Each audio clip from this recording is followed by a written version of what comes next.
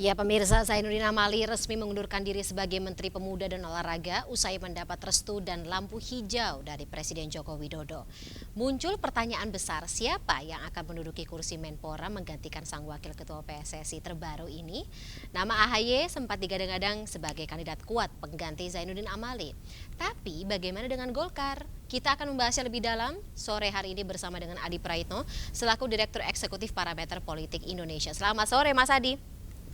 Selamat sore, Mbak Fani. Baik, komentar Mas Adi di media sosial terkait dengan pengganti dari Menpora atau pengganti Zainuddin Amali sebagai Menpora ini juga sudah malang melintang ya dan dibahas juga. Tetapi begini, ketika kita melihat Presiden Joko Widodo menunjuk PLT Pak Muhadjir Effendi ini ya sebagai PLT Menpora gitu, alih-alih langsung menunjuk siapapun itu sebagai Menpora pengganti Zainuddin Amali, menurut Anda kenapa?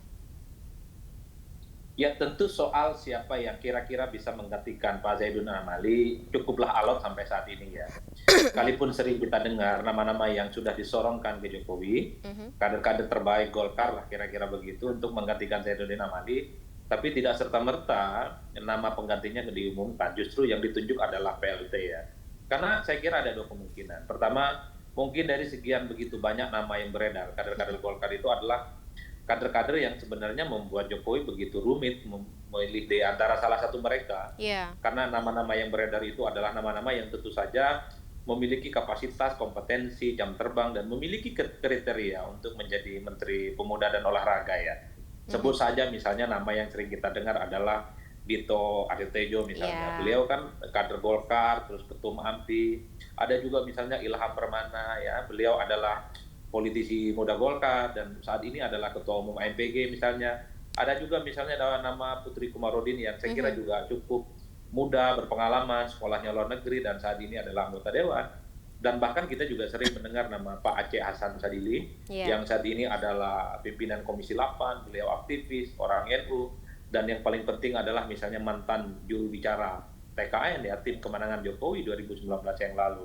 Jadi nama-nama ini adalah nama-nama besar yang tentu saja ketika disorongkan kepada Jokowi, sulit sebenarnya kira-kira siapa di antara nama-nama itu yang muncul yang harus dipilih lah ya. Tapi ada faktor politik yang sebenarnya yang seringkali menjadi spekulasi publik ya, Mbak Fania, yang paling mencuat adalah bagaimana bahwa sangat mungkin misalnya Menpora itu ditawarkan kepada Demokrat ya, supaya Demokrat ini masuk ke dalam bagian dari koalisi pemerintahan Jokowi dan yang paling penting poros perubahan yang mengusung Anies Baswedan di 2024 itu tidak bisa terwujud. Kan ini yang sepertinya membuat tarikan nafas terkait dengan pengganti Zainuddin Amali itu tidak langsung kunjung ada titik terang. Sekalipun sebenarnya kalau mau jujur, Jokowi merem saja, sudah bisa memutuskan siapa yang harus menggantikan Zainuddin Amali. Tidak harus misalnya menambah beban kerja PLT baru, ya kan, Profesor Muhajir itu. Saya kira dua hal itu yang kemudian bisa dijelaskan kepada publik bahwa begitu peliknya pengganti Zainuddin Amali ini pertama terkait dengan internal kader-kader Golkar yang saya kira cukup luar biasa begitu banyak. Yang kedua, sangat mungkin juga mau merangkul Demokrat dalam bagian dari koalisi pemerintah ya, tentu untuk kepentingan konfigurasi Pilpres di 2024 yang akan datang. Nama AHY itu juga muncul, kemudian sekarang berarti keputusannya terletak di kuat-kuatan negosiasinya begitu ya Mas Adi? Iya betul, tapi yang jelas memang kalau toh misalnya Kementerian Pemuda dan Olahraga itu tidak diberikan ke Golkar, pasti ada slot lain yang diberikan ke Golkar. Di kementerian-kementerian yang tentu saja ini akan tetap membuat supaya kursi Menteri Golkar itu tidak berkurang. Karena kalau kursi Golkar itu berkurang tentu akan jadi masalah. Kan itu yang sebenarnya. Ini tentu untuk menjaga stabilitas dan kondusivitas politik menuju 2024. Anggap saja misalnya kalau betul Menpora itu ditawarkan ke AHY dan Demokrat, tentu bagaimana Golkar harus dicarikan di tempat yang lain. Nah, ya. Ini yang saya kira memang tarikan-tarikan napasnya sedang kita lihat bersama. Kenapa pembicaraan AHY menjadi Menpora itu menjadi relevan? Karena salah satu yang menjadi titik lemah dari AHY itu karena AHY itu tidak pernah menjabat sebagai pejabat publik, belum pernah jadi wali kota, belum pernah jadi gubernur, belum pernah jadi menteri, dan belum pernah menjadi pemimpin di negara ini. Jadi wajar kalau kemudian ketika ada tawaran menteri yang ini juga bagian dari kerja-kerja eksekutif, tentu menarik bagi Demokrat untuk diperbincangkan. Tentu ini sebagai bekal, sebagai modal bagi AHY gitu ya, supaya Kalau jadi menteri, dia akan bisa menunjukkan bagaimana kinerja dan performa politiknya sebagai upaya untuk meneguhkan AHY adalah sebagai sosok yang punya kapasitas dan kompetensi, kan begitu ceritanya. Dan pada saat yang bersamaan, AHY juga berhitung betul karena belum tentu diterima oleh Nasdem, diterima oleh Anies sebagai pendampingnya untuk maju di 2024. Ini yang saya kira membuat kenapa persoalan posisi Menpora itu menjadi penting. Kalau AHY jadi Menpora, bayangan publik kan akan seperti yang terjadi pada zaman SBY waktu beberapa tahun yang lalu ya. Bahwa SBY pernah jadi menterinya Megawati, setelah itu kemudian nyalon jadi presiden memenangkan pertarungan. Sepertinya itu yang ada dalam memori publik, di mana ketika persoalan reshuffle terkait dengan Kemenpora itu dikait-kaitkan dengan Demokrat dan dikait-kaitkan dengan AHY. Ada faktor politik, ada faktor rekonsiliasi di mana Demokrat selama ini yang dianggap berseberangan secara diametral, ternyata juga bisa diajak berkoalisi dan bekerja sama lah. Kan kira-kira begitu ceritanya. Jadi ya lagi-lagi sebagai Menpora nantinya siapapun itu ya memang mau tidak mau berangkat dari bagaimana perpolitikan kita ini sedang bekerja ya, sedang berputar ya, sedang dinamisnya begitu. Mas Adi, bukan karena memang orang ini katakanlah memang pernah bergerak atau pernah turun langsung gitu dalam bidang kepemudaan dan juga keolahragaan di negeri ini, tapi ya sudahlah, itu lagi-lagi dinamika jelang Pilpres 2024. Tapi siapapun yang terpilih, Mas Adi mungkin sudah bisa memetakan gitu. Kalau tidak tetap dari Golkar akan seperti apa, dan sebaliknya kalau misalnya memang itu posisi Menpora diberikan kepada Demokrat akan seperti apa, sudah ada sedikit perspektif kira-kira peta perpolitikan jelang Pilpres 2024 akan seperti apa? Ya, saya kira pada prinsipnya jangan pernah mengurangi jatah menteri dari Golkar. Apapun judulnya, Zainuddin Amali itu kader Golkar, jatah Golkar untuk dapat menteri kabinet sebagai bentuk dukungan politik 2019 yang lalu. Kalaupun toh Golkar tidak kembali menjadi Menpora menggantikan Zainuddin Amali, harus ada slot politik yang lain yang mesti diberikan kepada kader-kader terbaik Golkar yang memang disiapkan untuk menjadi menteri ya. Karena kalau dikurangi jatah menteri Golkar, tentu ini akan menimbulkan instabilitas politik. Ini menyangkut marwah, ini menyangkut muruah, dan tentu saja menyangkut dignity Partai Golkar yang sejak awal memang begitu solid mendukung Jokowi.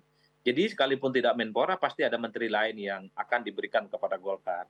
Nah yang kedua tentu saja, seringkali memang reshuffle kabinet itu dikaitkan dengan partai politik yang mendukung Anies Baswedan. Dulu PKS juga sempat dirumorkan akan menjadi bagian dari isu reshuffle ya.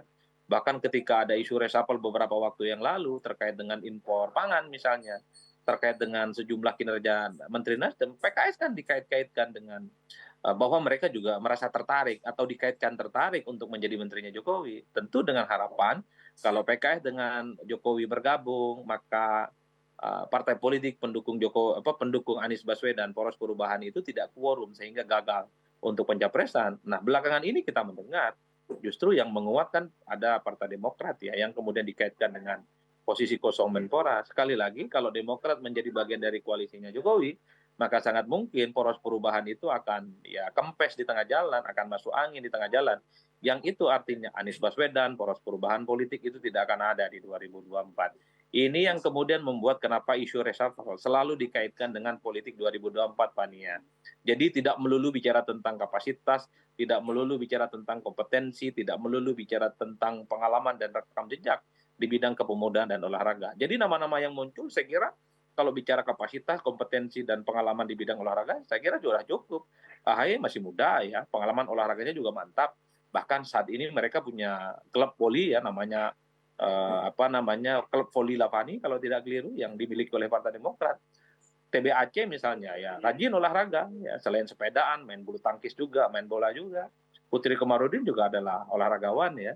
Kemudian nama-nama lain seperti Dito dan Ilham dan seterusnya itu adalah orang-orang yang kita tahu cukup concern dengan isu-isu kepemudaan dan olahraga saat ini. Jadi persoalan reshuffle itu bagi saya melampaui kapasitas dan kompetensi.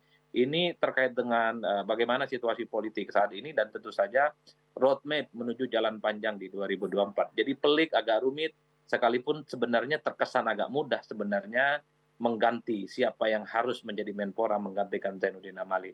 Terkesan sederhana dan gampang, tapi pada level praktisnya agak sulit karena ada tarikan napas kepentingan politik itu. Di Mas Adi, kursi dari Golkar jangan sampai dikurangi seperti itu ya? Betul, persis, betul dan persis.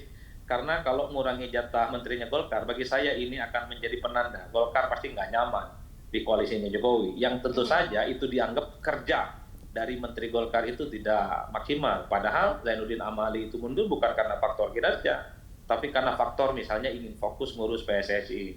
Jadi inilah yang saya kira memang faktor instabilitas, tentang kondusivitas, tentu tentang dukungan politik dari Golkar supaya tidak bergejolak ya. Makanya sekalipun Golkar itu misalnya tidak mendapatkan Kementerian Pemuda dan Olahraga, Mhm. pastinya akan diberikan slot kementerian yang lain yang akan membuat Golkar tetap nyaman, tetap solid, dan tetap setia mendukung Jokowi sampai akhir. Saya kira begitu poinnya, Ah, Mbak. mungkin terakhir sedikit Mas Adi gitu, posisi apa kalau gitu yang bisa bikin Golkar tetap nyaman gitu dalam koalisi Jokowi? Ya saya kira banyak hal, terutama misalnya mengganti kementerian-kementerian yang dijabat oleh teman-teman menteri yang dari kalangan profesional, karena mengganti menteri dari kalangan profesional tentu bisa menghilangkan gejolak politiknya. Pada prinsipnya jangan sampai reshuffle itu mengganti atau mengurangi jatah menteri yang saat ini dimiliki oleh partai pendukungnya Jokowi. Itu yang saya kira menjadi garis tegas, garis lurus, supaya karena faktor reshuffle itu pasti menimbulkan dan pertimbangan tentang aspek efektivitas soal koalisional pemerintah, Mbak Fani. Baik. Jadi bagi saya, kalaupun toh Golkar tidak di Kementerian Pemuda dan Olahraga, pasti ada kementerian yang saat ini dijabat oleh kelompok-kelompok profesional. Mungkin di bidang ekonomi, mungkin di bidang apa namanya industri, mungkin juga di bidang pendidikan dan seterusnya dan seterusnya. Prinsipnya begitu bagi saya. Dan sebagai awak media lagi jadi cukup apa ya, katakanlah kita harus gercep gitu untuk memetakan oh kira-kira posisi mana nih yang akan diganti utak-atik gitu jelang reshuffle, atau kalau misalnya memang nanti akan reshuffle gitu karena kursi-kursi akibat Menpora mundur ini kan pasti akan otomatis terganti seperti itu. Baik, terima kasih sebelumnya perspektifnya atau insight-nya Mas Adi Prayitno, dan juga waktunya Sama-sama telah Mbak bergabung Fani. bersama kami di MNC News Now sore hari ini. Saya selalu ya Mas Adi, kita ganggu lagi di lain Sama-sama kesempatan. Mbak. Sampai jumpa.